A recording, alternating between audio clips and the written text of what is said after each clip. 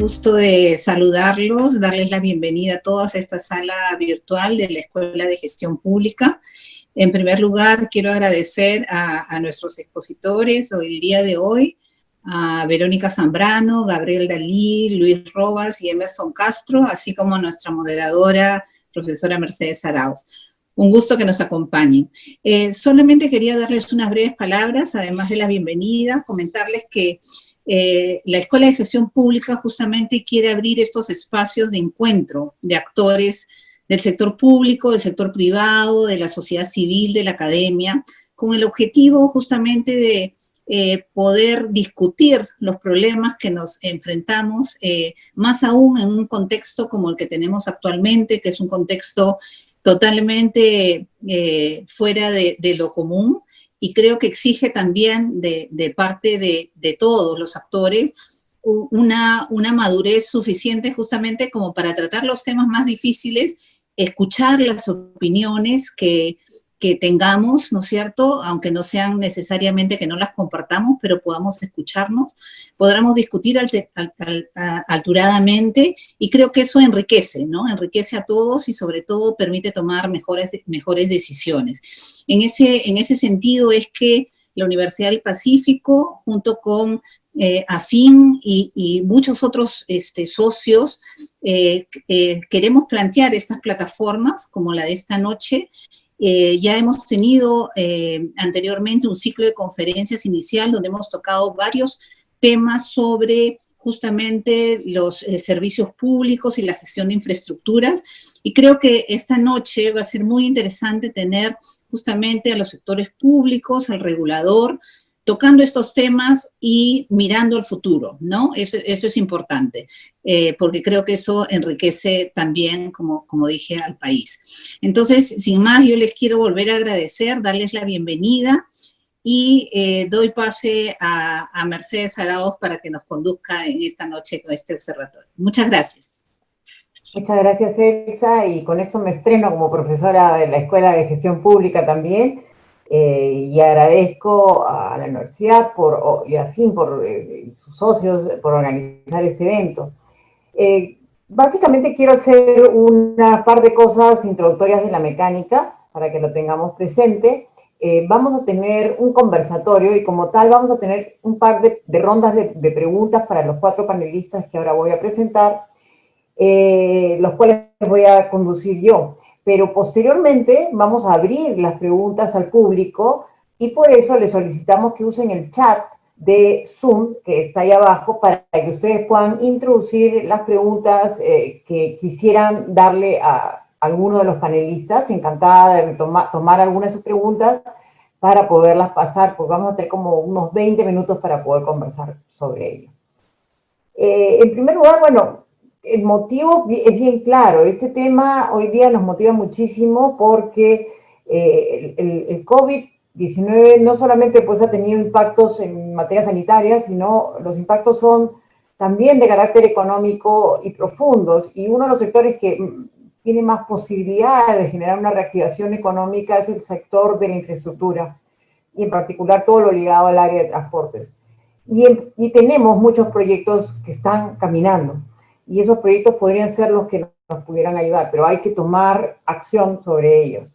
Entonces, para ello se ha invitado a estos 4 panelistas, que creo que valen la pena mencionar sus currículums antes que nada, ¿no? En el primer caso tenemos a Verónica Zambrano, que es la presidenta del Consejo Directivo de OCITRAN.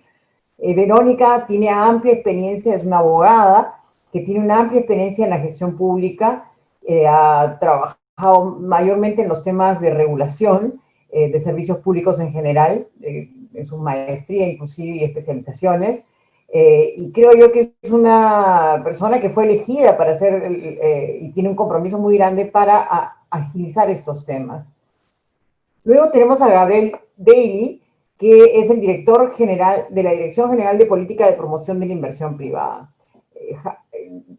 Gabriel también tiene varias maestrías en administración pública y ligadas a historia de las relaciones internacionales, pero su labor ejecutiva realmente ha estado ligada aquí en el Perú y en el exterior a temas ligados a muy importantes sobre el desarrollo de la infraestructura. Y uno de los temas que más ha manejado ha sido el Plan Nacional de Infraestructura para la Competitividad.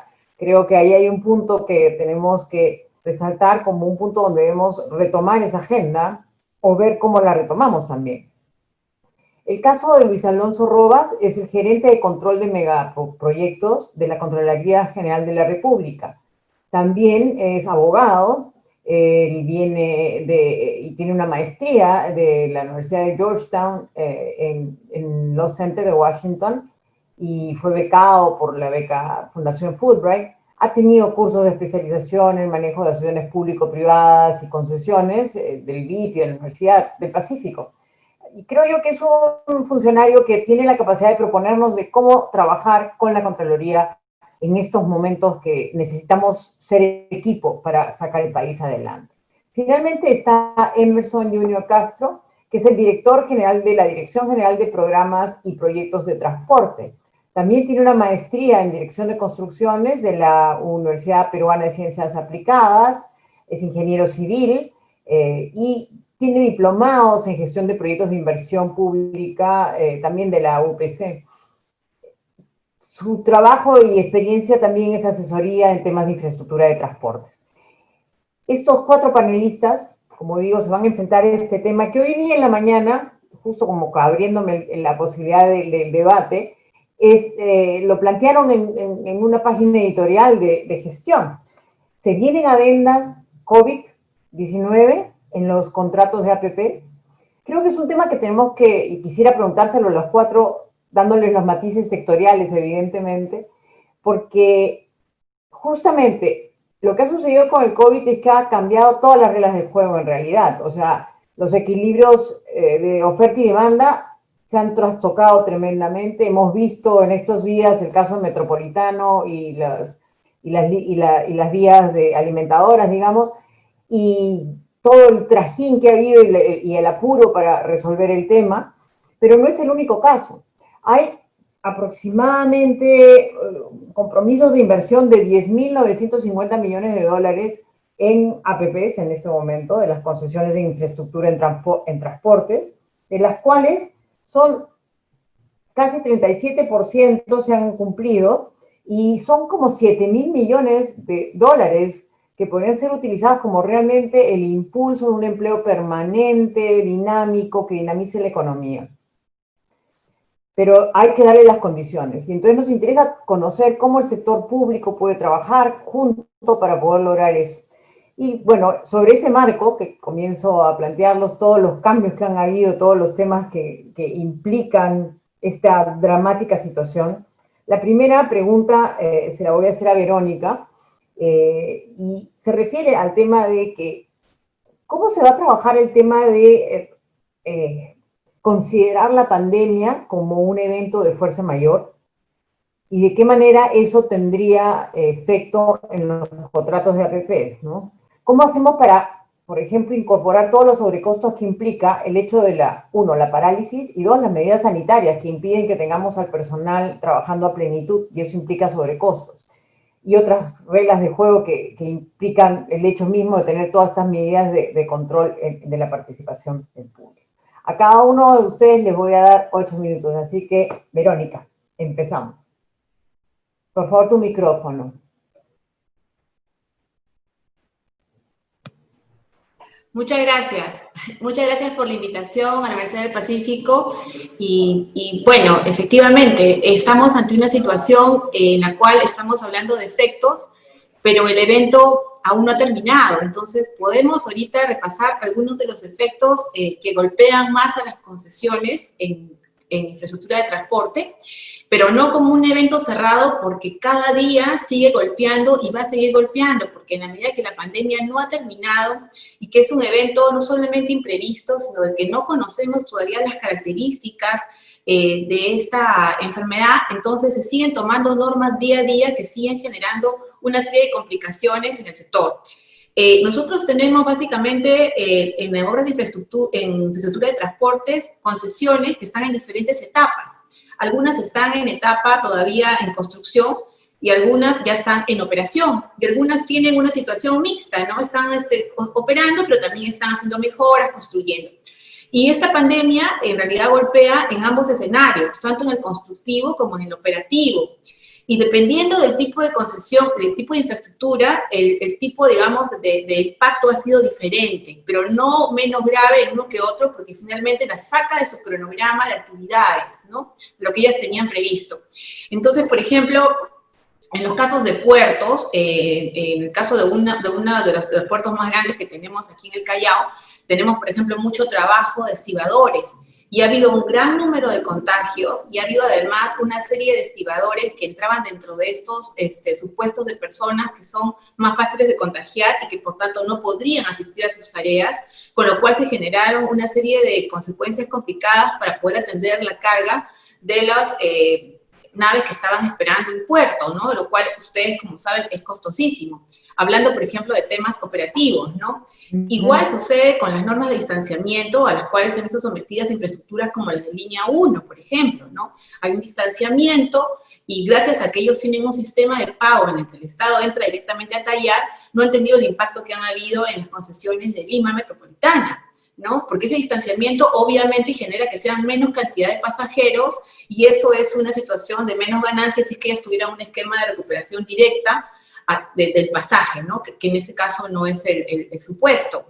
Y similar situación va a suceder, sucediendo en el aeropuerto, ¿no? En LAP también el número de personas que hemos visto ayer ingresar no era en las situaciones que estábamos acostumbrados de antes. Entonces hay una serie de costos que se generan para poder controlar ese tema del distanciamiento que antes no se daba. No, el proyecto más importante que nosotros tenemos ahorita es Línea 2, ¿no? Línea 2 está en construcción. Entonces, Línea 2 también es un tema complicado porque estas normas de construcción, mejor dicho, estas reglas detuvieron la construcción durante varios meses y ahora que se ha retomado, no se retoma en las mismas condiciones, porque las normas de distanciamiento no permiten el mismo aforo de los trabajadores que había antes y tampoco permite, en general, una serie, digamos, de actividades que antes se desarrollaban con la misma agilidad. Entonces, ahí va a haber un incumplimiento de cronogramas de todas maneras. Entonces, por poner algunos ejemplos, ¿no? Entonces, todas las concesiones se están viendo impactadas de una u otra forma, ya sea en la etapa constructiva como en la etapa operativa. Y eso efectivamente está generando, primero, incumplimientos. Y siempre que hablamos de incumplimientos, inmediatamente nos vamos al escenario de responsabilidades. Pero en este caso, obviamente, siendo que el evento es de fuerza mayor, que es la pandemia, no podríamos hablar de responsabilidades e incluso existe la posibilidad de pedir suspensión de obligaciones, que es lo que muchas de las concesionarias están solicitando y son digamos, lo que se está en este momento evaluando. Porque el tema de responsabilidades es un tema que es, digamos, estático, porque simplemente ya no eres responsable de no generar esa actividad, pero ahí no queda el tema. Hay una situación que es todavía más compleja y más, digamos, con más consecuencias, es que no van a poder obtener los beneficios, las ganancias, o digamos lo que debería ser la contraprestación por ese incumplimiento. Entonces, ahí muchos contratos establecen algunas fórmulas que permiten ser flexibles y permitir algunos paliativos en tanto que se llegue a una solución determinante y final. Y creo que si esa solución determinante al final del día va a tener que ser a través de una adenda, ¿no? Ahora, esos costos, ¿quién los va a asumir? Yo creo que al final del día, siendo un evento de las condiciones en las que se presenta, todos vamos a asumirlos, todos, porque el concesionario, de todas maneras, se impacta porque no va a poder recuperar su ganancia en el tiempo esperado. El Estado se impacta porque no cuenta con la obra que pensaba en el tiempo y probablemente va a tener que hacer una mayor inversión en tiempo, incluso necesitar recursos. Y el usuario, que es el final beneficiario de estas obras, también, porque no va a contar con la obra en los tiempos que se pensaban. Entonces, yo creo que sí, que finalmente, al margen de que los contratos establecen riesgos y establecen cómo se reparten estos riesgos, y hay toda una serie, digamos, una secuencia muy lógica dentro de cada uno de estos contratos, más allá de eso, como es un evento que no era esperado, de una duración indeterminada, de todas maneras vamos a tener en algún momento que empezar a conversar de adendas. Esa es una realidad. Y esas adendas van a tener que ver cómo se distribuyen los costos de la manera más equitativa, porque esto es un evento que al final nos golpea a todos. Gracias, Verónica. Y en ese sentido voy a pasar con Emerson. Emerson representa al concedente, que es el Ministerio de Transportes y Comunicaciones, y bueno, en este caso el nuevo ministro estaba en el ministerio, era el viceministro de Transportes, así que creo que conoce bien la situación. Y como tal, tiene 170 contratos de concesión, que es lo que nos mencionaba Verónica. Hay una diversidad de contratos y esa diversidad de contratos hay que administrarlos. Sin embargo, se tiene claro que es los proyectos de infraestructura que están en estas APPs como la prioridad para poder reactivar la economía.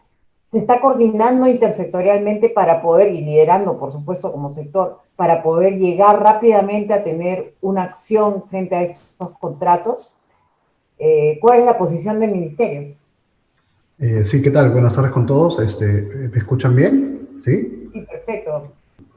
¿Qué tal? Buenas tardes. Agradecer a la Universidad Pacífico por esta oportunidad. Bueno, nosotros como parte del Ministerio en el día a día, como bien lo dijo Mercedes, el sector transportes hace más de 100 años es el que está encargado de desarrollar la infraestructura en el país.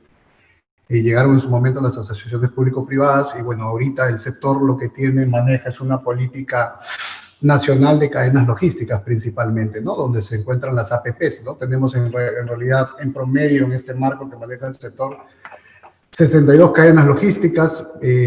Algunos datos que les podría dar en general, que el 24% de la red vial nacional es APP, casi toda la Panamericana, la IRSA Centro en sí. El 88% del tema ferroviario está bajo el esquema de asociación público-privada. El 50% de los aeropuertos a nivel nacional son asociaciones público-privadas. Casi igual el 57% del tema de los puertos. En el tema fluvial tenemos un 33%. Y en el tema urbano estamos con el tema de la línea 1 y en proceso de servicio, y la línea 2, como dijo Verónica en su momento, en un proceso de construcción, ¿no? Primer proyecto de implementación del sector, complicado.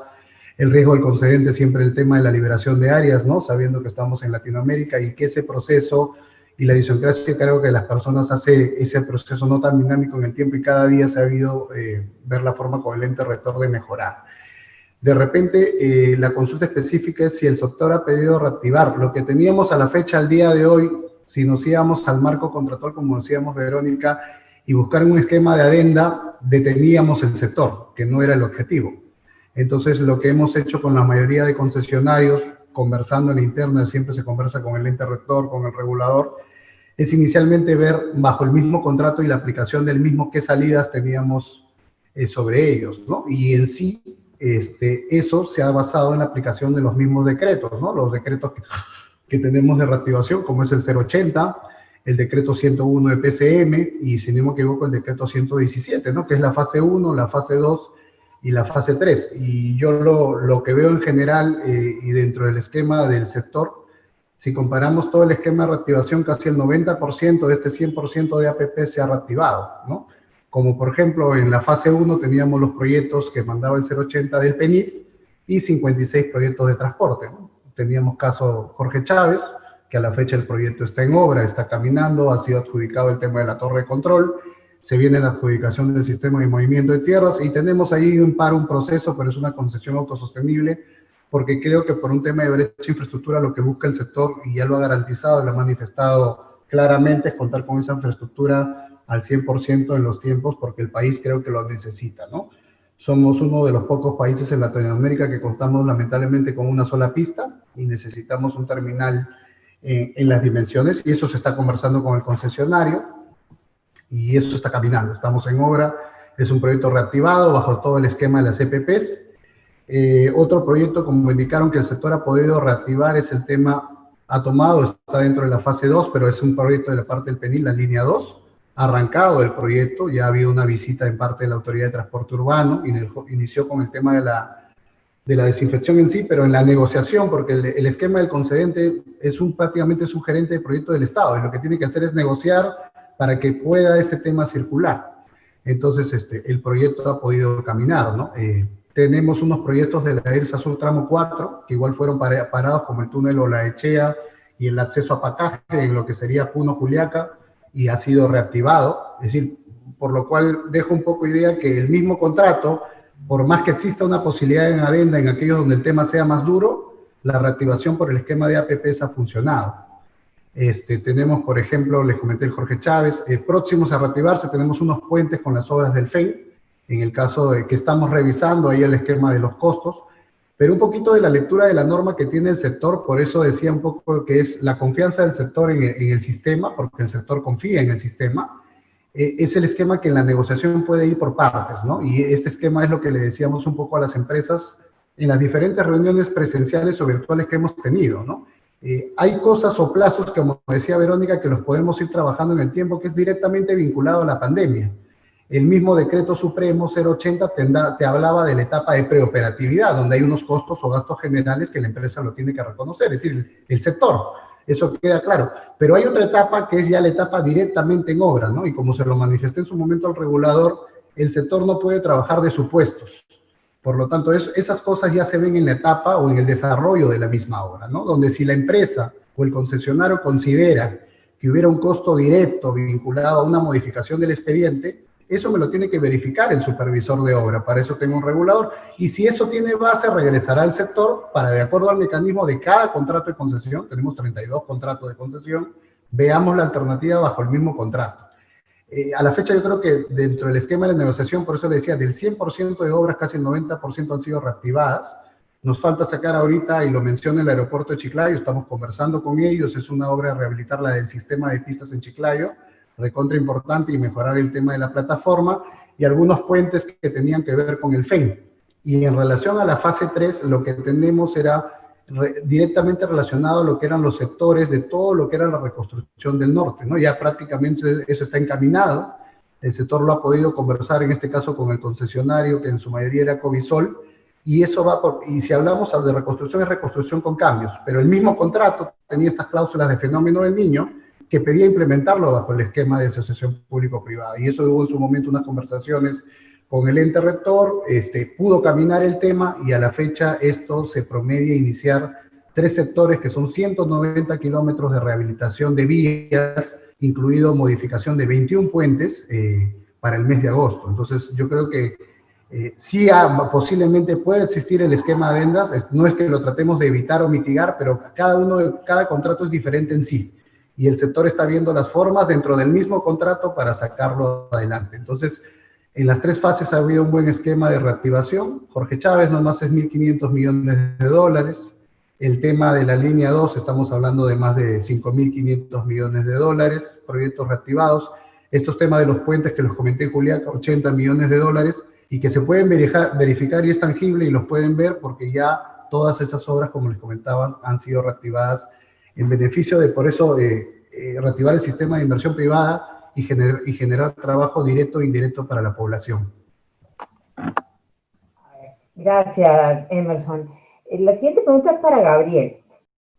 Gabriel, desde el MEF, ¿cómo ven el tema? Y creo que haya total sinceridad, porque yo sé que todos hemos sido funcionarios públicos alguna vez y sabemos lo lento que es el Estado para facilitar las cosas. O sea, ¿cómo estamos coordinando realmente intersectorialmente? Sé que, por ejemplo, en el caso metropolitano sí hubo una acción de coordinación y por eso se ha podido llegar a una solución del subsidio, por ejemplo. Pero ¿cómo hacemos para que estos proyectos realmente comiencen a dinamizarse bien? No solamente, entiendo que tiene que ir poco a poco, cada uno contrato por contrato, y también comencemos a entusiasmar a nuevos inversionistas a que vengan porque están en la expectativa. Yo hace 2 días estuve en un foro de inversionistas en Chile que miraban a Perú con mucho interés para ver cómo reactivaba proyectos de inversión y cómo ellos podían venir a trabajar acá y generar nuevas inversiones. Realmente, ¿qué mirada tiene el MEF en ese sentido para facilitar, por ejemplo, creo que se dio una norma en el tema de facilitación de las obras públicas, porque no hay un equivalente para el caso de las APPs? ¿De qué manera podría aproximarse una norma para que esto sea equiparable? No igual, porque entiendo que los contratos tienen sus propias reglas, pero que sea equiparable. Gracias, Gabriel. Abre tu micrófono, por favor. Gracias. Buenas noches. A ver, algunos comentarios. Uno, sí, esta es una situación bastante compleja para las APPs y no es un problema que solamente estamos viendo en Perú. Se está replicando en todo el mundo y es un problema serio porque estos son compromisos que uno asume durante 20 años. Y el Estado no es ajeno a esta problemática. Nosotros, al día siguiente que se declaró la cuarentena, hicimos desde el MEF un mapeo rápido de esas 170 concesiones, de todas las cláusulas de terminación, suspensión de obligaciones, fuerza mayor, para ver contra qué nos enfrentábamos. Y en esa línea también, rápidamente hablamos con el Banco Mundial, porque ellos han diseñado un programa que se llama Rapid Response en el tema de APPs, para poder tener una política pública acerca de cómo vamos a enfrentar este tema, porque definitivamente es algo nuevo y difícil de manejar, tanto a la interna del sector público y también del sector privado. Y mencionas ahí algo importante de cómo atraer nuevos inversionistas, y yo creo que el inversionista se siente tranquilo cuando hay predictibilidad y hay una política pública a la que pueda responder y con la cual se sienta tranquilo y haya una reacción del Estado. Nosotros esta política, yo sé que ha demorado algún tiempo y debemos señalizar al mercado, pero a ver, algunos principios que hemos identificado, ¿no? Lo que vimos las primeras semanas fue una vorágine de concesionarios pidiendo adendas y pidiendo reconocimiento de gastos, y siendo el MEF tenemos que velar por todos la sostenibilidad fiscal, sobre todo en un momento donde nuestros recursos tienen que estar orientados a la parte sanitaria. Tenemos una caída de la recaudación y una caída en el PBI. Entonces, acá había que segmentar el problema. Entonces, número uno, ¿cuáles eran los sectores que más se veían afectados? Y ahí vemos que el sector más afectado claramente es transporte. Pero dentro de transporte también tenemos que segmentar el problema. Aeropuertos se ve claramente más afectado que algunas carreteras, y los puertos han demostrado ser un poco más resilientes porque todavía tenemos entrada y salida de carga. Entonces, lo que estoy tratando de decir es que el COVID no puede ser una excusa o un pedido inmediato del concesionario para venir al Estado a pedir que se reconozcan gastos de manera inmediata. Y acá también lo que quiero decir es, cada contrato es distinto y muchos de los contratos que tenemos hoy en día arrastran problemas de hace muchísimo tiempo. Entonces, no tratemos de solucionar problemas estructurales cuando tenemos que dar alivios inmediatos para asegurar la continuidad de algunos servicios, porque esas son adendas que toman muchísimo tiempo y pueden ser bastante complicadas. Y ahí, en línea con lo que ha dicho Verónica y Emerson también, lo más importante es utilizar el contrato. Y sí, es cierto que los contratos no son perfectos, que arrastran problemas, pero hay que mirar el contrato y qué mecanismos hay. Hay temas de fuerza mayor, en algunos casos hay fondos de contingencia, y tenemos que ser muy precisos también en el uso de la fuerza mayor, porque la fuerza mayor no puede ser utilizada para levantar todas las obligaciones de un concesionario. Se tiene que establecer la causalidad entre la fuerza mayor y específicamente qué obligaciones está afectando. Entonces, esa causalidad tiene que ser sustentada de manera clara y precisa. Y lo que quiero decir también acá es que el Estado claramente, si dicta normas o nuevos niveles de servicio, claramente tiene que reconocer los gastos por esos nuevos niveles de servicio que el mismo Estado está pidiendo. Pero ahí es donde tenemos que identificar claramente esa variable que se va a reconocer. Y lo he visto en varios casos, no voy a mencionar casos específicos, pero a veces por alguna norma o por haber decretado el estado de emergencia, hemos visto reclamos que son astronómicos. Y eso simplemente, uno, no es legal, dos, no es correcto, y tres, tampoco tenemos el dinero para reconocerlo. Nosotros, en el marco de lo que venimos trabajando y establecer esta política pública que tiene que respetar el marco institucional. Acá se ha venido trabajando en los últimos años en una ley de APPs, en un reglamento, en un plan de infraestructura, en lineamiento, se está trabajando el contrato estándar y la guía APP. Y debemos mantener ese marco institucional para poder hacer los cambios que se necesitan dentro de una legalidad y unos criterios. Las adendas han sido bastante perniciosas en el pasado y debemos ser muy cuidadosos y muy rigurosos cuando vienen pedidos. Nuevamente acá el mensaje es, en caso el Estado dicte normas que afecten a los concesionarios, como ente rector estamos dispuestos a evaluar esos equilibrios y esos efectos.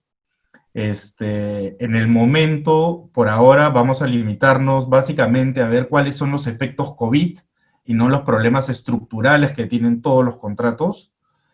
Y lo que es importante también es la data que se genere. Y acá el sector público y el sector privado tienen que ser absolutamente transparentes. Y en el caso que los concesionarios aleguen que existen reclamos o daños, tienen que sustentar qué tipo de daños son y por qué y cuál es el efecto. Nuevamente, son recursos a largo plazo y tenemos que ser bastante cuidadosos. Solo para redondear la idea, somos conscientes, está afectando a las concesiones, queremos garantizar el servicio, estamos prácticamente cerrando la política pública en el tema de las APPs, pero debemos ir con pies de plomo en este tema, porque hay todo un marco y hay temas legales y económicos que debemos resguardar. Gracias, Gabriel. Y siguiendo la línea, me toca preguntarle a Luis Robas, que obviamente como miembro del equipo de la Contraloría, todos los funcionarios públicos tienen mucho temor de equivocarse, de tomar decisiones, siente que la Contraloría a veces no es su acompañante. Ciertamente se ha planteado el tema del control concurrente, pero ¿cómo asegurarle que a través, por ejemplo, de ese control concurrente o otros mecanismos, las decisiones que tomen los funcionarios, porque de hecho van a tener que tomarlas para resolver esta situación tan delicada, no termine siendo afectada porque la Contraloría observa algo que no le pareció, que era de política, ¿no? Una decisión de política y no una decisión necesariamente de riesgo mal tomado, ¿no? Entonces, quisiera ver cuál es su mirada en cuanto al acompañamiento de este proceso para poder ayudar a los equipos de los diferentes sectores involucrados a que puedan tomar decisiones de una manera clara. Gracias Mercedes, buenas noches a todos los participantes, agradecerle a la Universidad del Pacífico por la oportunidad de estar en este distinguido panel. En principio, creo que las actuales circunstancias demandan del Estado el mejor arreglo institucional y demandan de nosotros toda la energía para enfrentar esta pandemia que nadie la vio venir, que no teníamos, un evento que no podíamos prevenir y para el cual todas las estructuras institucionales, contractuales, legales no estaban preparadas, ¿no? Son de esos eventos que ocurren cada 100 años y que demandan de nosotros lo mejor.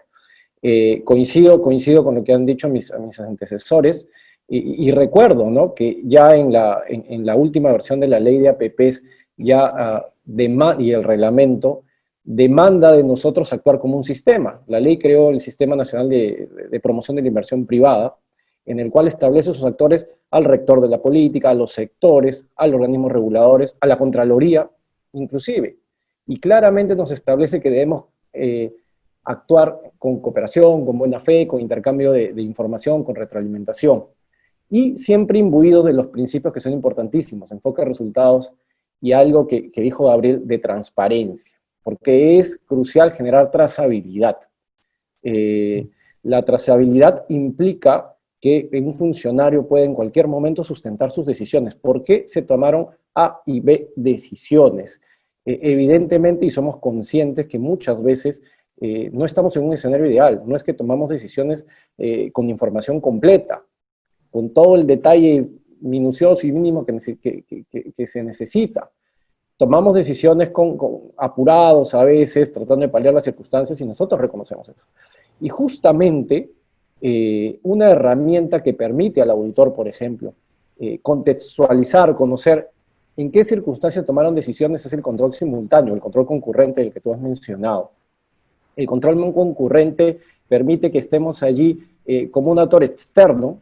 Hay que reconocer y hay que tener bien establecido que el Sistema Nacional de Control y sus órganos no son los actores principales de esta película llamada gestión pública. Nosotros somos los actores bastante secundarios y estamos detrás de bambalinas mirando cómo suceden las cosas.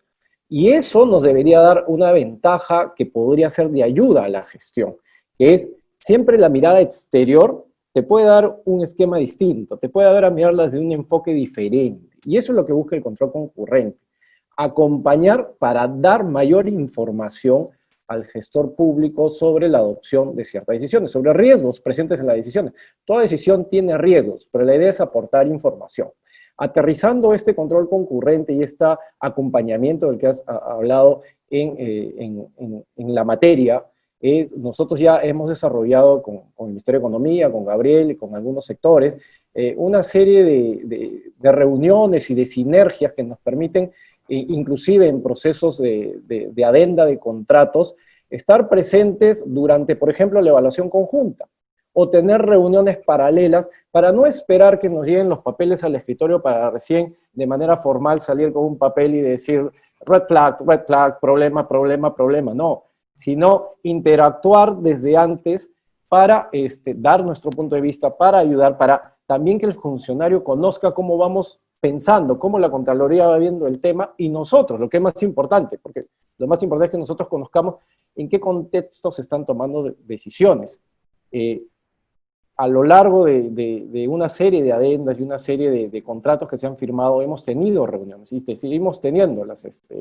Con Gabriel nos hemos venido reuniendo virtualmente o teniendo llamadas por teléfono en las últimas semanas para tratar de coordinar esfuerzos. Él es el rector y nos está articulando de cómo todos los actores que algo tienen que ver en la materia podamos dar nuestra opinión anticipadamente, off the record, de manera informal, si es posible, para ayudar a quien tiene que tomar la decisión a tomar la mejor de las decisiones. Esto es más crucial aún con los gobiernos regionales y locales, porque el gobierno nacional tiene otra estructura, otros compartimientos, otras fortalezas. Recordemos además que hay proyectos de transporte en APP que no son del gobierno nacional, no son los 32 proyectos que tiene el gobierno nacional, sino que tiene la Municipalidad de Lima, que tiene la Municipalidad de Arequipa, entre otros, que necesitan y demandan de nosotros el apoyo total y que nos comportemos nuevamente como un sistema. Yo sé que hay muchos reclamos, hay una queja histórica frente al control, frente al desentimiento del control. Nosotros estamos buscando siempre articularnos, hacer que nuestro trabajo sea más de acompañamiento. En este caso de la pandemia, lanzada la pandemia y emitidos los dispositivos que saca el gobierno, no solo para controlar el virus y luego para reactivar la economía y para llevarnos a esa nueva convivencia de la que tanto hablamos, que, como bien dice Gabriel, como bien dicen los antecesores, generan costos. Nosotros hemos desarrollado con más énfasis y hemos establecido que se tiene que desarrollar con más énfasis, no el control tradicional, por ese que es el cuco de la gestión pública, que es el control posterior, sino dar mayor énfasis a este control simultáneo, que nos permita desde un minuto tener a nosotros una vista actual de cómo suceden las cosas, pero además el funcionario que sepa cómo nosotros las vemos. Y sin olvidar algo que es importantísimo, que está en nuestra ley orgánica hace mucho tiempo, que es un principio que yo considero especialmente en esta época crucial, que es el principio de flexibilidad, que es privilegiar la decisión de fondo sobre la formalidad, que no necesariamente siempre lo hacemos, y que está también en la Ley de Procedimiento Administrativo General, con el principio de simplicidad, con el principio de informalismo, pero que debe ser reconocido no solo por nosotros, por todos.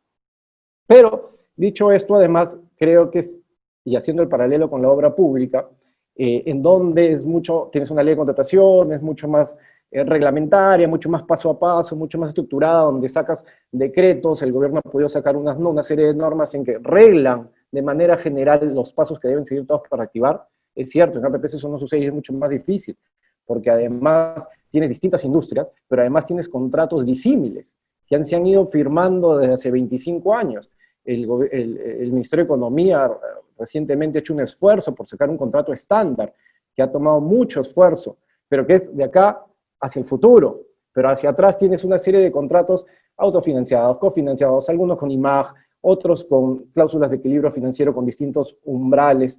Inclusive el problema no es solo para los contratos autofinanciados, que dependen de una demanda, que se ha visto en shock justamente en sus últimas semanas, sino también para los cofinanciados, en las que en el extremo podría inclusive comprometer, y ante el impacto fiscal que tienen estas medidas y ante la caída, ante el shock no solo en oferta, sino en demanda que sufre el país, y ante la caída de la recaudación, podría inclusive poner en riesgo, Dios no quiera, la capacidad del Estado de seguir cumpliendo con sus obligaciones financieras, que es todavía, gracias a Dios, un escenario lejano.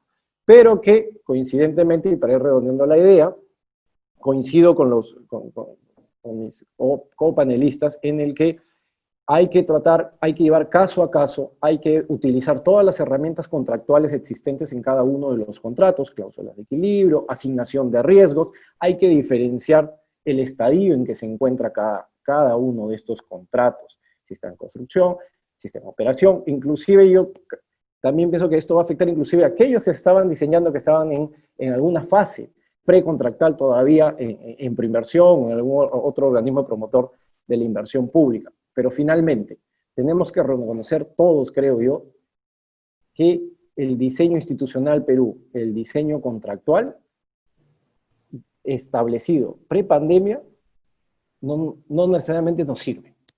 Eso incluye, evidentemente, a la contraria.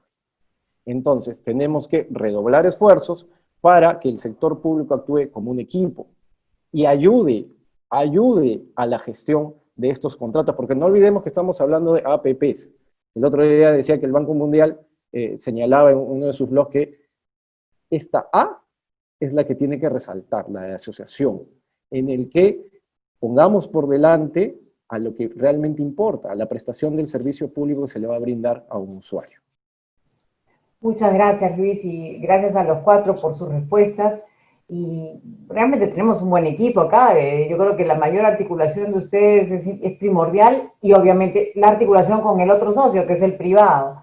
Y en ese sentido, también tengo algunas preguntas más. Quizás Verónica, que nos planteó las dificultades que tiene con la cantidad de contratos que tiene que supervisar, ¿no?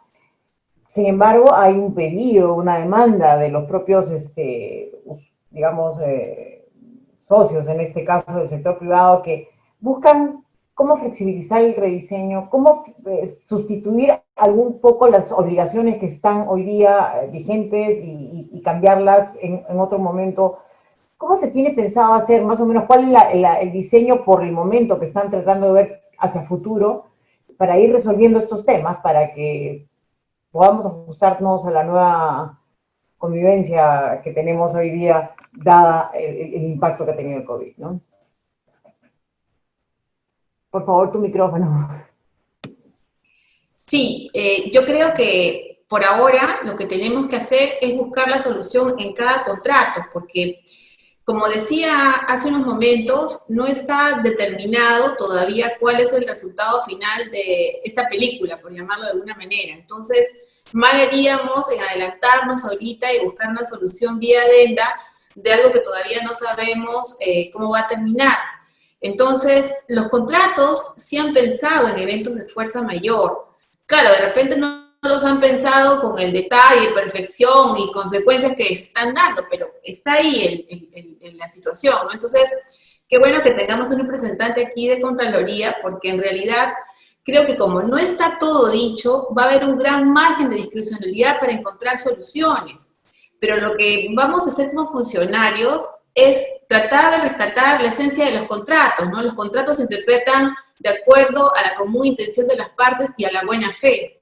Y creo que eso es lo que tenemos que hacer, es a donde tenemos que remar para lograr que el contrato siga cumpliendo su objetivo, mientras que esta situación toma ya una figura estática y podemos ver ahí si al final del día existen situaciones en las que haya habido mucho perjuicio a una de las partes y realmente se justifique que tengamos que hacer una adenda, bueno, hacerla. Pero entre tanto eso no suceda, yo creo que la idea sería ir trabajando con las herramientas que el propio contrato nos brinda, que como digo, no son perfectas, no son exactas, o sea, las recetas o las fórmulas exactas no existen para este caso. Entonces, basados en una cláusula o basados en un principio, vamos a tener que tomar decisiones.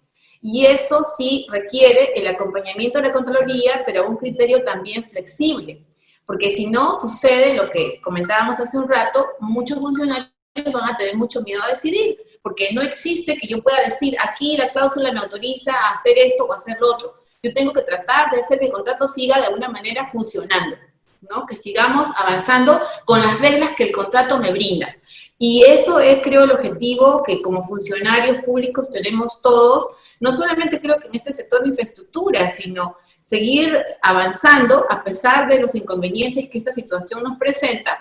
Y ya, bueno, si pasado esta situación identificamos que existe que el equilibrio económico-financiero del contrato sea alterado, si existen situaciones que son insalvables, como cronogramas que no se van a poder ya nunca más cumplir por los atrasos, o situaciones adicionales dependiendo del tipo de infraestructura, bueno, ahí habrá que sentarse recién a mirar si se requiere o no una adenda, pero antes no, porque ahorita estamos, por decirlo de alguna manera, en la tormenta, entonces tenemos que seguir remando con las herramientas que tenemos, y eso sí va a generar situaciones de riesgo en los funcionarios, pero creo yo que, bueno, para eso estamos, primera cosa, ¿no?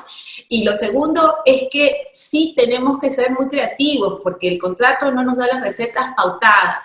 Hay que avanzar en lo que nos permite el marco contractual y, como siempre digo, ¿no? Buscando cuál es el objetivo del contrato, cuál es el objetivo que han perseguido las partes cuando se sentaron a firmar un contrato de tan largo aliento, y que finalmente los beneficiados para esos contratos son los ciudadanos. Entonces creo que vale la pena cualquier esfuerzo que se haga por contar con estas infraestructuras tan necesarias para el desarrollo del país. Muchas gracias, Verónica. Y siguiendo un poco la línea, ¿no? El concedente en este caso, también ya nos mencionaron, ¿no? La idea de tener estos contratos tipo que ha mencionado Luis, respecto a lo que está diseñando Gabriel para futuro. ¿Cómo ven la futura cartera también? Porque de hecho, lo mencionaron ustedes, había la posibilidad de algunos que ya estaban en pre-contrato en realidad. ¿Cómo es que van a comenzar a administrar el tema de estos nuevos proyectos de APPs en el sector transportes para hacer posible que sigamos siendo como atractivos a la inversión? La señal que dio ayer el primer ministro fue muy dura, muy fuerte, ¿no? Diciendo, esto es lo que vamos a priorizar, es realmente seguir en la línea de un país que sigue siendo atractivo a las inversiones con buenas reglas de juego, pero ¿qué es lo que está pensado dentro del propio sector?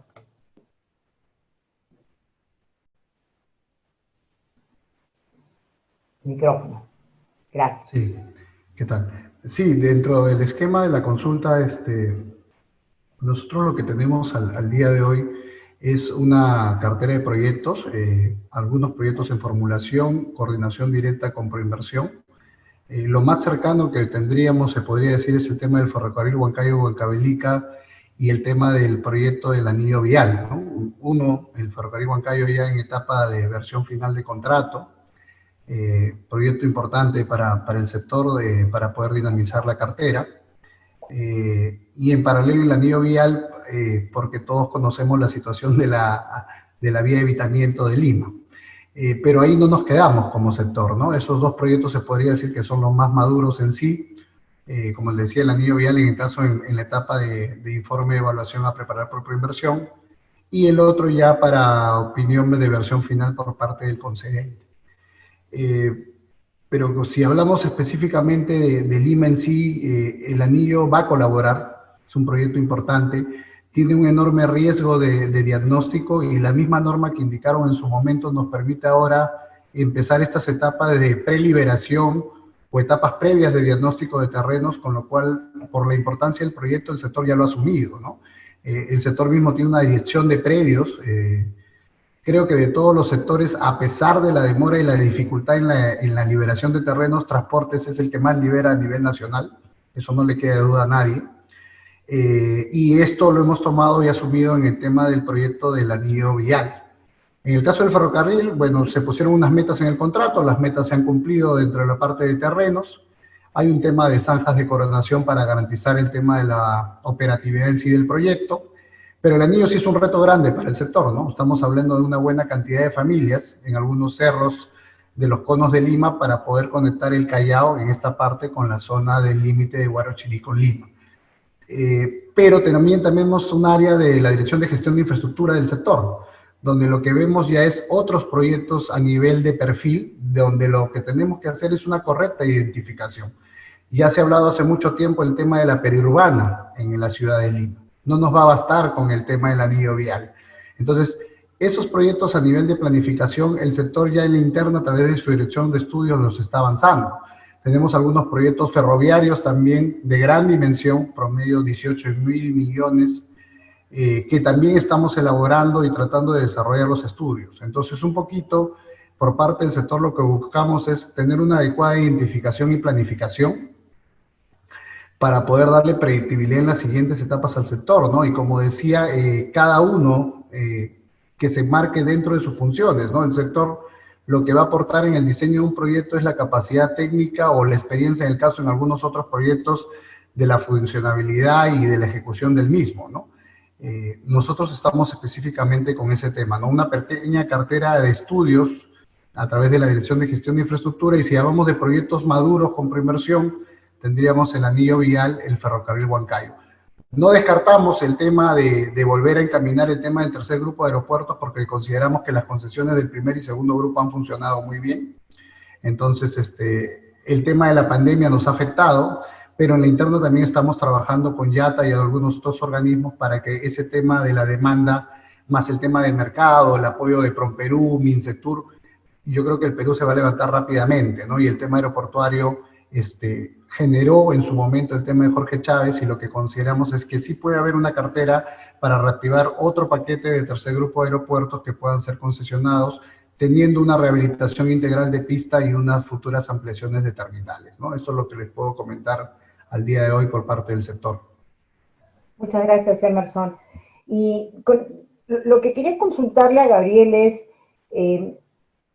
casi siempre en este tema de los proyectos de inversión, y cuando participan, sean las cofinanciadas o las de iniciativa privada, tenemos este tema de duplicidad de opiniones en el Estado. Los diferentes sectores comienzan a opinar, repiten, vuelven, traen, y demoramos muchísimo. ¿Tú crees que la asesoría del Banco Mundial nos va a ayudar a resolver este tema de cómo simplificar, como dice una ex colaboradora mía, la tubería para que caminen más rápido los proyectos, o va a llegar tarde para poder dinamizar este espacio, de facilitar, por ejemplo, las APPs que están hoy día en camino y que todavía están por resolver los problemas dado el COVID? A ver, el tema del Banco Mundial es básicamente para tener una respuesta rápida y poder garantizar los servicios, y para que tengan una idea, esta es una respuesta que se está dando a nivel regional y en distintos continentes, con lo cual se está aglomerando información para tener mejores prácticas y ver qué es lo que se está haciendo. Es algo muy puntual para tener una política pública y ciertos parámetros y bandas dentro de lo cual nos podemos mover para poder garantizar el servicio y que las empresas no se vean que no estén afectadas o quiebren, que es lo último que queremos. Entonces es algo muy puntual para escenario COVID, y ahí hemos visto distintas reacciones, ¿no? En Brasil se flexibilizaron obligaciones y parámetros, en Chile se está viendo caso por caso, en Colombia se está dando extensiones de plazo, en Estados Unidos también. Entonces hay distintos instrumentos, y lo que está haciendo el Banco Mundial es respuesta a COVID. Respecto a las idas y venidas, a ver, la burocracia del Estado efectivamente no es perfecta. Todos los que somos y hemos sido funcionarios públicos lo hemos visto bastantes veces, y en el proceso efectivamente de elaboración de una APP opinan varias instituciones. Opina claramente el dueño del proyecto, en este caso, por ejemplo, MTC, porque es el que va a ejecutar el proyecto, junto con el privado. Proinversión Estructura, el MEF opina sobre 5 temas, que son básicamente garantías, capacidad presupuestal, compromisos. La Contraloría opina sobre sus versiones. Efectivamente, a veces hay reprocesos, con lo cual lleva a que una APP en el proceso de estructuración o en el cambio, una modificación contractual, tome tiempo. No, y esto tengo que ser absolutamente honesto. Pero creo que es importante reconocer también, en la estructuración de una APP, el Estado está entrando en una relación contractual por un largo periodo y tenemos que asegurarnos de invertir la mayor cantidad de tiempo en que ese contrato está bien hecho. Muchas veces, por tener el logro político de adjudicar rápido, no estructuramos bien los proyectos y por eso tenemos, hay casos donde se han adjudicado contratos y al día siguiente piden una adenda. Entonces, y esto lo hemos visto también en el marco de la mesa de trabajo con el Reino Unido, la cantidad de tiempo que uno invierte en estructurar bien un proyecto reduce significativamente el tiempo de ejecución de un proyecto, o sea, se ejecuta en sus tiempos, que es lo que normalmente no pasa, se ejecuta dentro de su presupuesto y reduce la probabilidad de adendas. Entonces, en esa línea es importante que los reguladores, que son los que van a supervisar el contrato, tengan una opinión. Es importante que la Contraloría opine. Yo creo que con el tiempo hemos venido trabajando de manera más coordinada. Definitivamente es un espacio donde tenemos que mejorar. He escuchado en los últimos días algunos intentos de modificar la ley y hacerlo más rápido, pero acá el objetivo nuevamente es adjudicar un buen proyecto para que se ejecute a tiempo y dentro de su presupuesto. Y eso implica diseñar bien. El logro no es adjudicar, el logro es darle el servicio al ciudadano. Pero sí, a ver, yo que veo todas las adendas y todas las estructuraciones, considero que hay espacios importantes de mejora y de simplificación, pero la práctica internacional de lo que hemos revisado en los últimos años requiere opiniones y buenas planificaciones y estructuraciones. Gracias, Gabriel. Ya has mencionado un tema que es bien importante, que es el tema político, y quizás recordando habiendo estado en el Congreso y habiendo hecho un esfuerzo para darle más fuerza y capacidad a la Contraloría para poder colaborar y contribuir.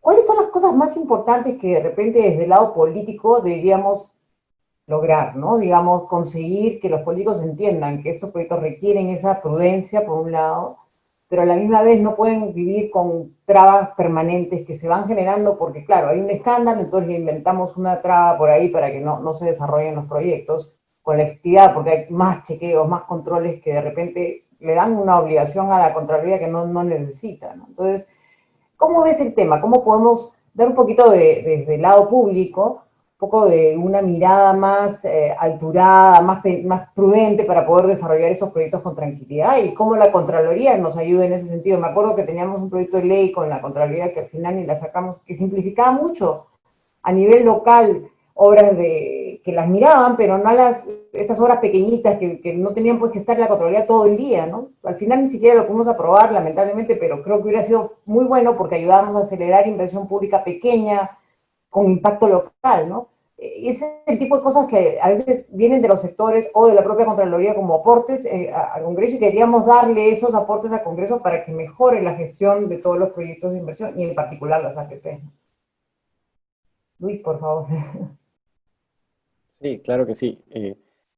Parto de lo último que dice Gabriel y parafraseo al profesor Wash. Para que un proyecto sea bueno hay que cocinarlo bien. No estamos hablando de proyectos menores, no estamos hablando de pistas y veredas, estamos hablando de proyectos gigantes, con muchos recursos del Estado comprometidos, pero además con un nivel de sofisticación importante. Inclusive algunos proyectos sui generis en el país que no se han desarrollado anteriormente.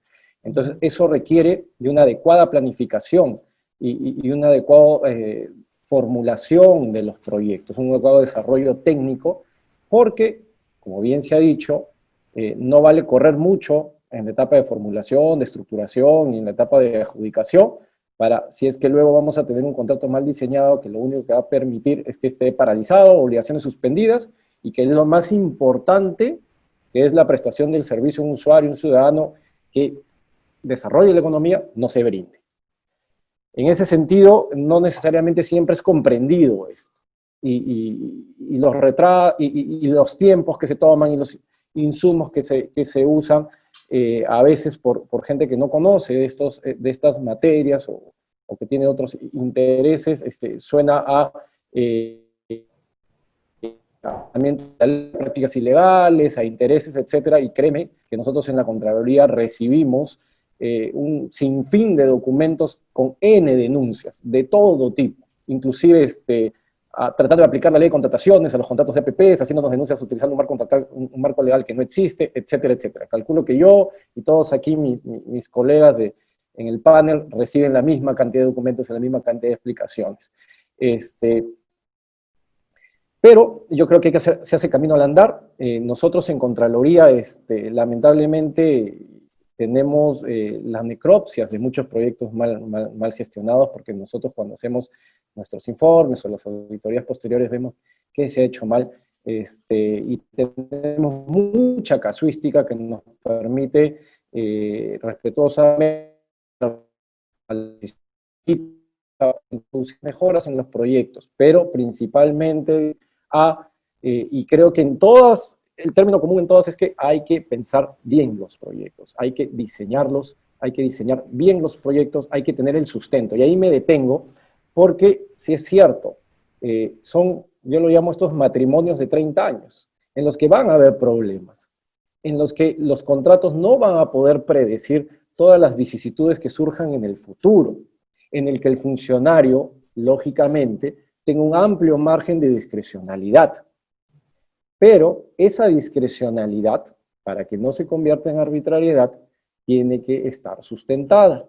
Y es importantísimo conocer y plasmar en informes el sustento de las decisiones, y conocer y plasmar el contexto en que se han tomado, las alternativas que se han evaluado, las limitaciones que se han tenido, las restricciones, las dependencias. Esto permite generar trazabilidad y que este uso de la discrecionalidad, que es bueno, que todo funcionario público lo usa, hasta los que trabajamos en Contraloría usamos nuestra discrecionalidad para tomar decisiones, no se convierte en arbitrariedad, porque nuevamente, acá hay una relación agente principal, en el que el principal no somos nosotros somos los agentes de un ciudadano que nos entrega sus impuestos y que quiere que sus impuestos sean invertidos en buenos servicios públicos que le generen bienestar.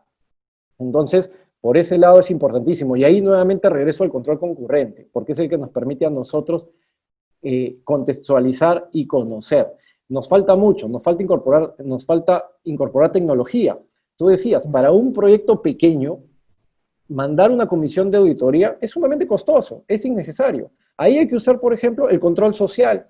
¿Quién mejor para esos proyectos pequeños que los stakeholders directamente vinculados para que los controlen? Se puede usar, hay muchas buenas experiencias internacionales de sociedad civil organizada que hace esto.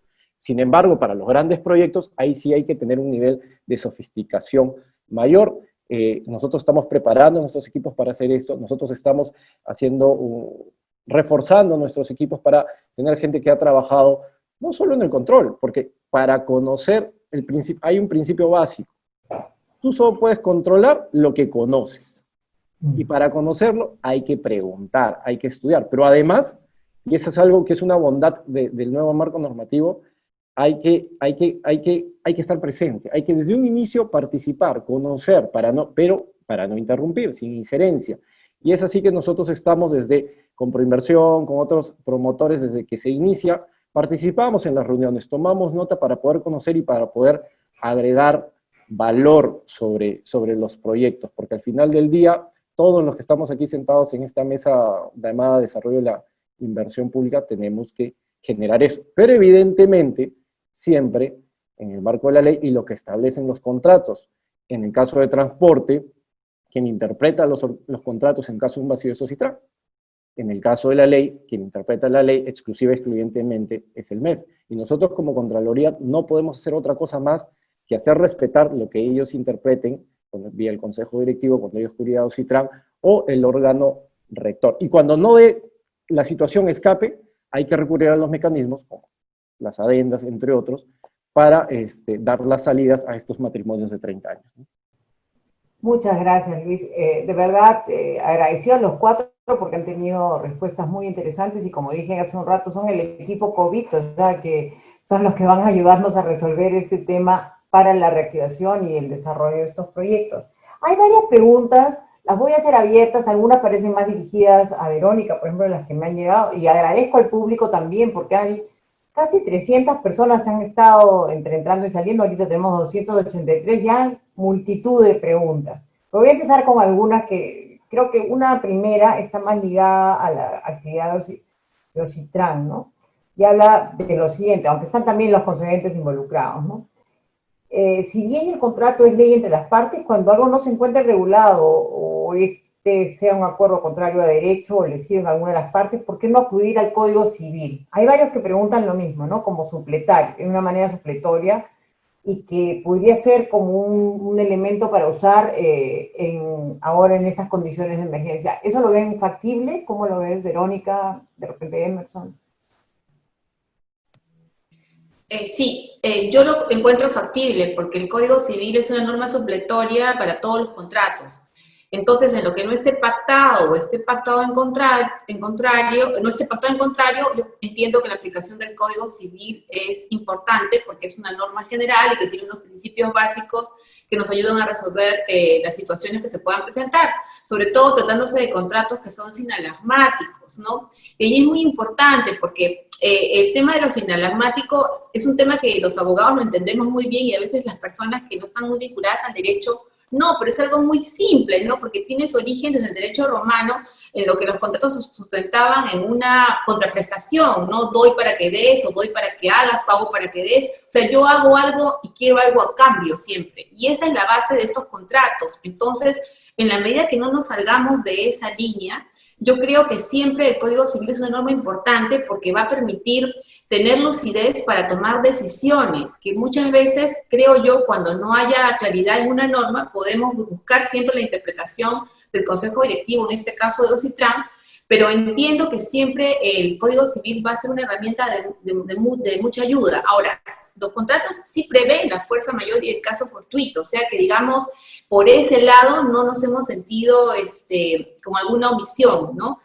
Podría ser en otros principios más, digamos, generales que tengamos que aplicar y que a la luz de los hechos que van sucediendo día a día pudiera resultar no está previsto claramente, ¿no? Ok, aquí hay otra pregunta que podría ser importante, ¿no? Los concesionarios han debido ejecutar gastos para implementar las medidas sanitarias del COVID. De repente el concedente nos puede contestar, Emerson dice, ¿esos gastos son asumidos únicamente por el concesionario o el Estado también asume alguna parte de aquello? Es una buena pregunta. Al día de hoy, lo que tenemos, como le decíamos, y estamos avanzando en relación a los contratos, es con la misma aplicación del contrato que tenemos. Tenemos tipo de concesiones autosostenibles y cofinanciadas, ¿no? Eso es lo primero que hay que diferenciar. Las autosostenibles, al día de hoy, el caso del concedente visita las obras constantemente, ellos están implementando el tema de sus EPPs de acuerdo a la asignación de riesgo que teníamos, porque la pandemia ha sido tanto para el Estado como para el privado. Esto no quita que en el mismo marco del contrato, si ellos consideran que hay algo adicional que el Estado debería reconocer, lo tiene que plantear. Caso muy diferente que es en el tema de las cofinanciadas, ¿no? Donde en esta etapa, muy aparte de la reactivación, por eso decía que era importante la confianza entre las partes. Yo creo que en la gran mayoría de estos proyectos que se han reactivado hemos podido confiar entre las partes y el 90% ha podido reiniciar, dentro de los cuales salió un buen porcentaje de cofinanciadas, porque ahí sí hay un esquema de negociación directamente en relación, como hablamos, el plazo general, como dijo Verónica, por la pandemia, el tema de la preoperatividad, que les hemos dicho claramente que hay costos indirectos que son más sencillos desarrollarlos en relación al expediente original de contrato o expediente general de obra, y si ellos consideran que hay una afectación en la productividad de la obra, que ya es un tema más técnico, enfatizo que en mi caso yo soy ingeniero, eso sí nos lleva directamente a la vinculación del supervisor de obra, ¿no? Y se lo hemos dicho al regulador, porque esos supuestos tienen que desarrollarse durante la obra y ser debidamente demostrados que han sido afectados en sí, porque si no, bajo un supuesto, yo no puedo aprobar un gasto COVID. Es muy diferente a un esquema o costo de EPPs, que son todos los equipos como la mascarilla facial, el tema del protector facial, la mascarilla, algunos protectores específicos o especiales de acuerdo a cada tipo de obra. Y eso el concedente, el privado lo puede dar fe, estamos negociando con cada uno de ellos, pero lo que les decíamos, el contrato o la norma de reactivación no indica en ningún lugar que tengo que cerrar estos pasos para que el proyecto reactive. Y eso era un poco la confianza o predictibilidad que puedan dar las partes, porque a ambos nos beneficia lo más rápido reactivar, conservando que todo el personal cumpla con sus EPTs para cuidarnos específicamente en este caso de la pandemia. Gracias, Emerson. Bueno, acá hay una pregunta que quizás la pueda contestar Gabriel, porque se habló de los problemas estructurales y que está más bien concentrado en los problemas COVID propiamente dichos, pero muchos dicen acá que si no se solucionan los problemas estructurales, los contratos, a veces los proyectos no avanzan si solo se enfocan en COVID. Entonces, deberíamos tener una mirada integral. ¿Qué opinas sobre eso? A ver, sí, hay proyectos que tienen problemas estructurales que se vienen arrastrando de hace mucho tiempo. En el caso de los viales, es el acceso a predios, que desfasan los cronogramas, y se demandan más adendas para cambiar algunos reconocimientos, aplicaciones de la polinómica, en fin, y son problemas que vienen afectando hace muchísimo tiempo y que hay que atender, y que venimos atendiendo de manera profesional y bastante rigurosa. Ahí podemos ver que se ha firmado, bueno, desde que yo estoy ahí, se firmó la adenda de línea 2, se ha firmado Red Vial 4, se ha firmado la adenda del Muelle Sur para la ampliación, y todas han sido adendas que han se pasado por los filtros y que no han tenido ningún problema. Y esos problemas los venimos atendiendo. Cuando me refiero a que en esta respuesta rápida, donde queremos garantizar la continuidad del servicio, esto no puede ser una excusa para pedir un reconocimiento de gastos que vienen desde hace muchísimo tiempo. Entonces, a mí sí me gusta separar las cosas porque es la manera que podemos atender la problemática de manera inmediata. Pero sí, tenemos que atender algunos problemas estructurales de hace muchísimo tiempo y tenemos que hacerlo de la mejor manera. Pero si queremos garantizar la continuidad, ya tiene que ser por efecto COVID. Y por eso pudimos resolver Metropolitano. Los metropolitanos y corredores vienen arrastrando problemas de hace muchísimo tiempo. Pero el enfoque de la negociación fue básicamente concentrarse en el tema específico. Y ahí es importante lo que dijo Emerson, porque sí, es verdad, hay gente que viene y dice, me tienes que pagar más por la pandemia. Y acá hay dos conceptos importantes.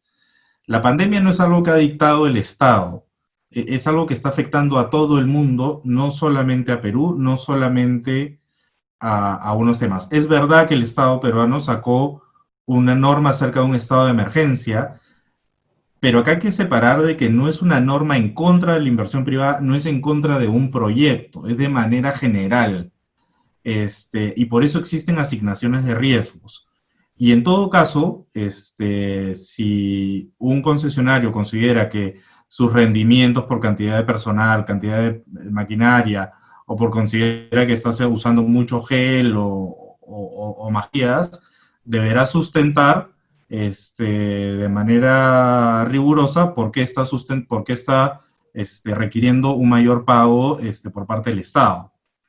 Pero nuevamente, esto no es una política de Estado en contra de la inversión privada ni un proyecto de concesión, sino es algo que está afectando de manera transversal. Y en todo caso, si hay reclamos, deben ser sustentados y se verá si hay que reconocer.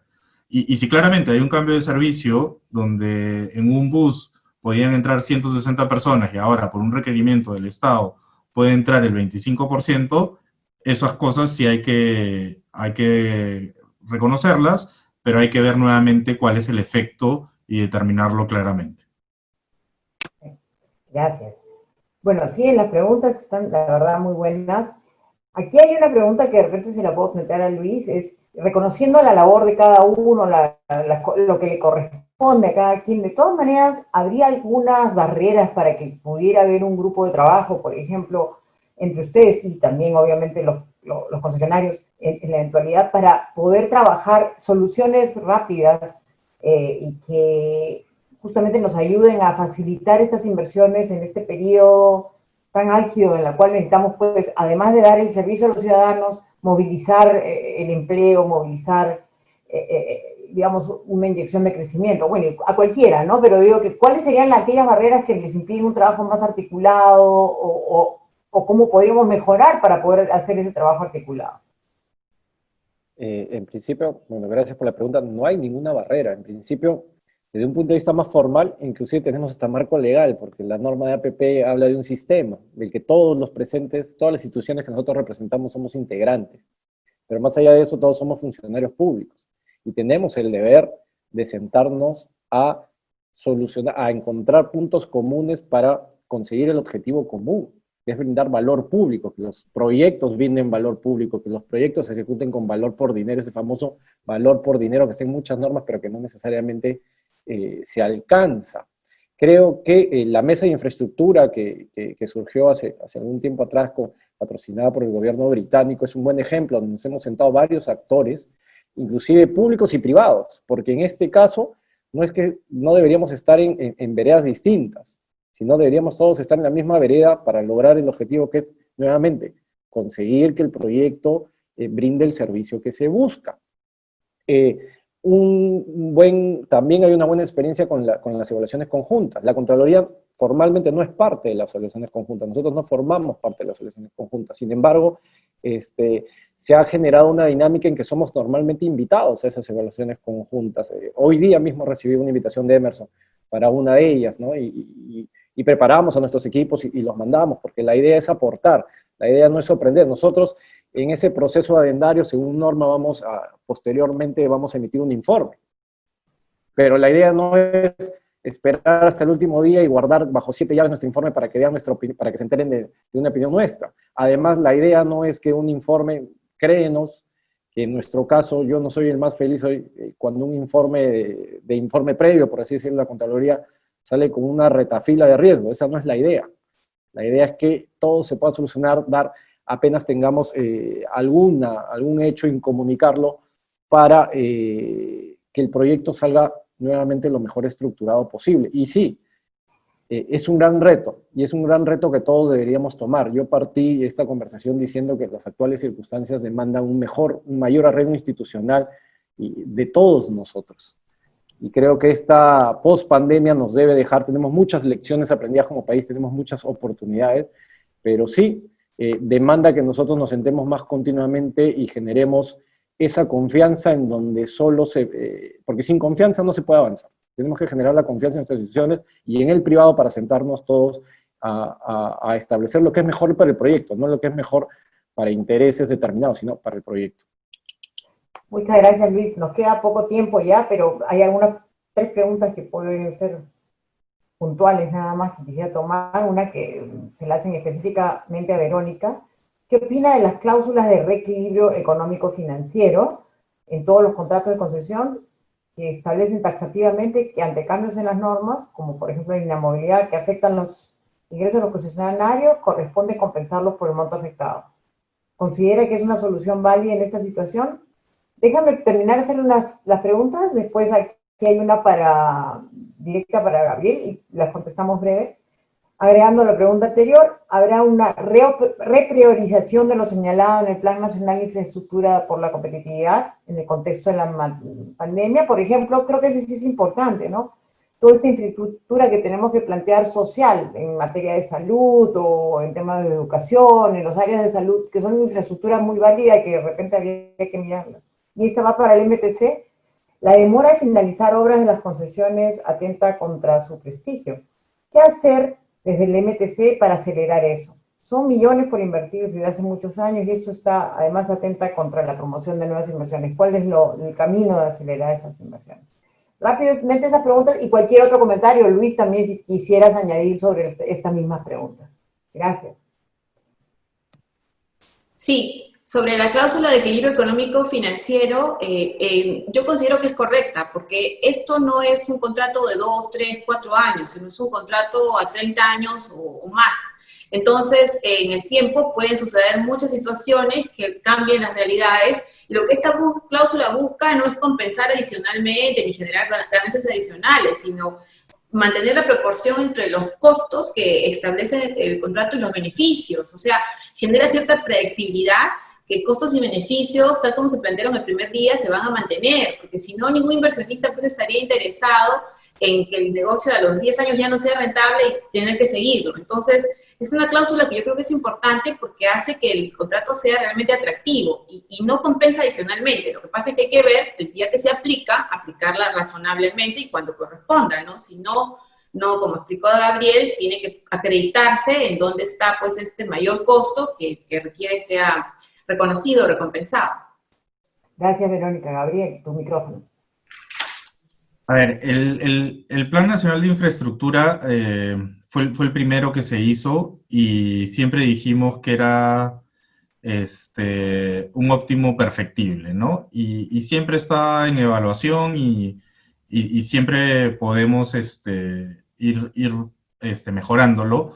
Lo que sí es verdad es que se llamaba un Plan Nacional para la Competitividad y la parte social no está recogida. Dejamos algunas señales, y ahí Tito y Popo, que los veo por ahí, se hizo la línea de base para los temas de educación y de salud.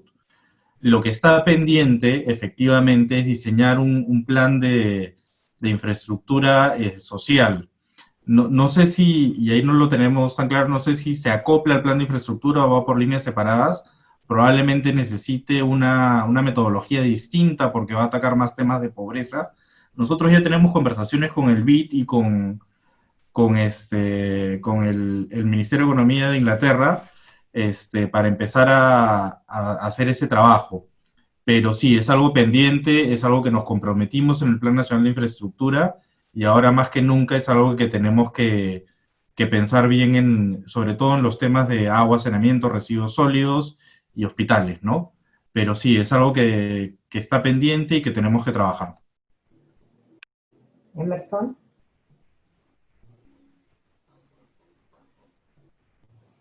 Tu micrófono, Emerson.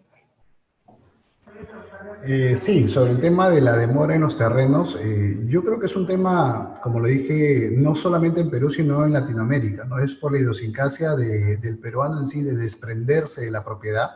Yo creo que con Gabriel se ha trabajado bastantes mejoras para que esto sea mucho más rápido. Si hacemos una línea de tiempo o una proyección de demanda, el sector transporte es el que más predios libera a nivel nacional. Pero es cierto, cada día estamos incrementando los grupos de liberación de predios. Como les comenté, ahora tenemos aparte la dirección de derecho de vía. Es un mapache. Hay un micro encendido. Hay un micro encendido. Ah, mire, el ex ministro de Transporte. Hay un micro. Gracias. Como les decía, aparte de la dirección de derecho de vía que ve los temas de los proyectos viales, se implementó hace poco la dirección de predios, que ya tiene 3 años en promedio, que le hemos encargado todo lo que sería la liberación en aeropuertos. En relación a la experiencia del Jorge Chávez, ¿no? Ha sido un proceso muy largo, tedioso para el Estado, y lo que mandaba en su momento en el crecimiento que teníamos unos proyectos de planificación o planes maestros que incrementaban el crecimiento de dichos aeropuertos en provincia, tales como Piura, tales como Arequipa, tales como Chiclayo. Entonces, el sector ha incrementado el tema de su personal de liberación, pero este tema es dinámico en el tiempo, y yo creo que ahí no es solamente un mea culpa del sector, sino del Ejecutivo en sí. Por ejemplo, construimos la carretera Piura-Paita hace un par de años, el MTC se tiene que hacer responsable del derecho de vía, pero después del derecho de vía ya no está el sector, están los municipios o aquellos que son responsables. Ese terreno era totalmente eriazo. ¿Qué pasó con los municipios? Uno va a la carretera Piedra Paita al día de hoy y está totalmente poblada. Perdemos la esencia de autopista. Entonces, cuando queremos implementar otros proyectos complementarios, que lo vemos también con el MEF, ya ahí viene el tema de la corresponsabilidad sobre ese tema, porque estas poblaciones que llegaron me piden pasos a desnivel o me piden otros tipos de obras que implican mayores gastos al Estado en beneficio de mejorar la infraestructura. Por eso yo veo que ahí el tema es un poco de territorialidad, ¿no? Es decir, como ejecutivo tenemos que mejorar ese tema que permita desarrollar que nuestras autopistas se mantengan en el tiempo como autopistas en sí. O llegan los pedidos municipales de colocar un rompemuelle, con lo cual la carga que circula por esa vía, que tiene tiempos para llegar al puerto, buscando un puerto sistematizado, ya no funciona. Entonces, yo sí creo que el sector tiene que caminar más rápido en el tema, pero también lo comparo como ejecutivo, el MTC es el que más libera. Y otro tema, los contratos también permiten los acuerdos de encargo. Entonces, hay concesionarios que tienen toda la buena voluntad de recibir esos acuerdos de encargo y avanzar con los mismos. Pero ha habido otros contratos donde de repente, lamentablemente, lo interpretan de otra forma y que dicen, entrégame el último metro cuadrado para que yo te pueda desarrollar un proyecto de inversión. Entonces yo creo que regresamos al tema de la predictibilidad y buena fe de las partes, ¿no? Si ambos queremos impulsar la inversión privada, por más que las letras o el contrato no sea tan claro, tenemos los mecanismos de las actas o acuerdos entre las partes que permiten que ese tema dinamizar. Y yo creo que estamos en una buena etapa, sabiendo que el Estado, como les decía, ha avanzado buena cantidad de terrenos en diferentes proyectos y esperemos esa misma reciprocidad del Estado, porque cuando es un tema de desarrollo de obra, depende netamente de las partes. La liberación de interferencias se puede traslapar con el tema de la construcción. Por eso le decía, yo creo que el sector tiene experiencia en ese caso, pero esto no quita que seguimos conversando, hay proyectos que están caminando, hay otros que tenemos que empujar mucho más, pero en esa línea vamos, en esa línea vamos. Muchas gracias, Emerson. Una pregunta que quiero hacerle a Luis, porque antes de que comenzáramos el evento, hablamos de unos aprendizajes que había tenido la Contraloría trabajando con el tema de los panamericanos. De esos aprendizajes, ¿qué podría ser trasladado a este tema de las APPs que pudiéramos comenzar a pensar como formas de trabajar más articuladamente? En principio que el control concurrente, gracias por la pregunta, el control concurrente funciona, pero además funciona porque establecimos una relación de confianza. Desde un primer minuto nos sentamos en la mesa los actores, nos sentamos con las autoridades a cargo de la unidad ejecutora para la recusación, para los Juegos Panamericanos, pero nos sentamos además con el PMO, que fue ejercido por empresas representadas, respaldadas por el gobierno británico. Y llegamos a acuerdos, y llegamos a una confianza que inclusive nos hizo a nosotros muy simple la entrega de información. Ellos tenían un sistema donde cargaban información y a nosotros nos dieron un acceso a la información. Entonces, tuvimos acceso inmediato a toda la información. Lo cual no sucede necesariamente en otras obras, y a partir de ahí creo que comenzó una relación de confianza entre nuestros equipos y los equipos a cargo de la ejecución, que nos ha permitido a nosotros emitir alertas que ellos inmediatamente incorporaban, inmediatamente gestionaban. Algunas no las tomaron porque ellos decidieron gestionar el riesgo de otra forma, pero algunas otras sí las tomaron. Yo te puedo decir, del 100% de las situaciones adversas que nosotros emitimos, creo que solo 6 no fueron tomadas en cuenta por ellos y con las explicaciones debidas, que nosotros hemos respetado y consideramos que sí, eran unas consideraciones válidas, de tal manera que mucho informe que se firmó, mucho informe de control concurrente, salió sin situación adversa, que significa que salió sin ningún hecho relevante. ¿Por qué? Porque, por ejemplo, nos conocimos tanto en la dinámica que cuando el equipo de Contraloría iba al campo, en la visita de campo, y detectaban, pues, porque en la ejecución de una obra siempre van a haber hechos imprevistos, siempre algo no va a salir conforme necesariamente fue diseñado, y se detectaba, inmediatamente ellos nos aprendieron a conocer y sabían que entre nuestra visita de campo y el informe habían 2 semanas en promedio. Ellos inmediatamente, una semana después, teníamos un documento de parte de ellos diciendo: esto de acá tiene esta explicación, o esto de acá se va a corregir así. De tal manera que nuestros informes salían sin situación adversa, limpios, porque ellos ya estaban tomando cartas o sustentando sus posiciones. Esa sinergia permitió avanzar, pero algo que es bien importante, proyectarle a la comunidad, a los medios de prensa, a los ciudadanos, a los políticos, que el proyecto se estaba ejecutando sin ningún problema. Nosotros hemos estado diversas ocasiones en las comisiones ordinarias del Congreso, y cuando nos han preguntado cómo va, nosotros hemos dicho sin problemas, todo va bien. Y es bien difícil ver a un funcionario de Contraloría yendo a una comisión ordinaria del Congreso a decir eso, pero lo hemos logrado. Y eso creo que fue no en beneficio ni siquiera de los funcionarios, sino de que un hito país, la imagen del país, que una actividad que el país se había comprometido a realizar, se organice de la forma exitosa como sucedió. Eso debería, creo que eso que se generó a base de confianza debería ser trasladado a otros ámbitos. Muchas gracias, Luis. Muchísimas gracias, Verónica, Emerson, Gabriel, Luis, por su participación. Realmente ha sido muy enriquecedor. Veo a los comentarios que hay en el chat, toda la gente está muy contenta. Hemos tenido casi 300 personas participando de este evento, entre que entraban y salían. Y creo que es muy enriquecedor. Y creo que usen la universidad porque puede ser el espacio para ese espacio de diálogo. La Escuela de Gestión Pública tiene sus puertas abiertas para justamente generar estos debates y estos espacios de conversación para que podamos contribuir a un mayor desarrollo de nuestro país. Sin más, agradezco a la directora de la escuela, a Elsa Galarza, también por habernos permitido participar, y a todo el equipo que nos ha ayudado durante todo el camino. Les pido que llenen la encuesta es bien importante para retroalimentar nuestro trabajo, y nos vemos en un próximo evento. Muchísimas gracias.